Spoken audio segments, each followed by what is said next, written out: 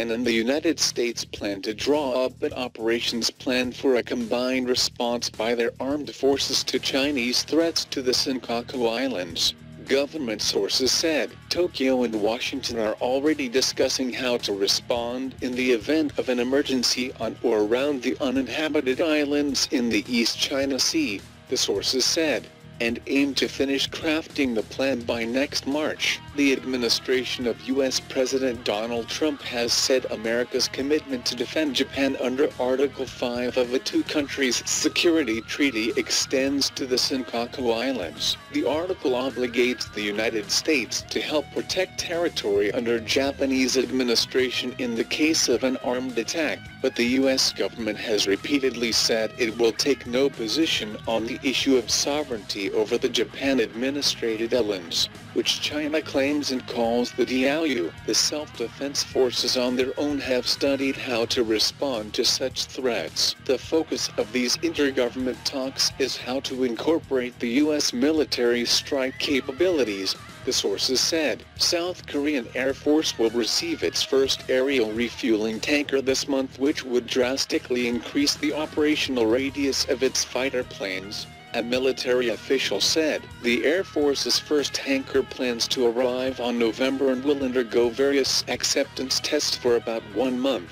Korean news agency Yonhap said, quoting a South Korean military official. According to the official, the Air Force will fly the tanker during the acceptance test to refuel F-15K and KF-16 fighters. The Air Force plans to introduce 3 additional tankers next year, which are all A330 MRTTs built by Airbus Defence and Space. The tanker is capable of carrying up to 108 tons of fuel, besides F-15K and KF-16 jets, the most potent aircraft of the nation's Air Force. About 40 F-35A fighters that will be introduced in South Korea between 2019 and 2021 will also be serviced by the tankers.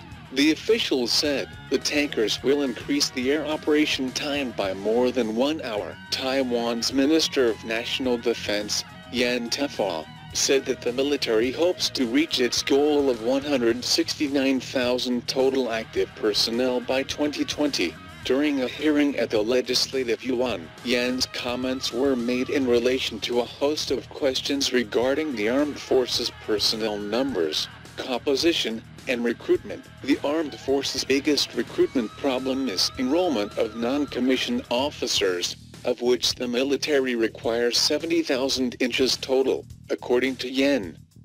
Yan revealed that, at present, Taiwan's military has around 115,000 active personnel. He went on to say that he hopes the military will reach its target level of 169,000 by the end of 2020. U.S. tests defense system capable of annihilating North Korean nukes. The U.S. military has successfully conducted a test for a new missile defense system that is capable of stopping a nuclear-armed missile that was fired by a hostile power. The U.S. Navy and Missile Defense Agency, MDA, fired a missile from the USS John Finn in the Pacific on October 26, which intercepted a medium-range ballistic missile target that was launched from a facility in Hawaii. The new SM-3 Block IIA is currently being developed by Raytheon Company and Japan's Mitsubishi Heavy Industry in order to form part of the Aegis ballistic missile defense system. Aegis is part of the naval component for the U.S. ballistic missile defense system that is headed by both the Navy and MDA. According to reports,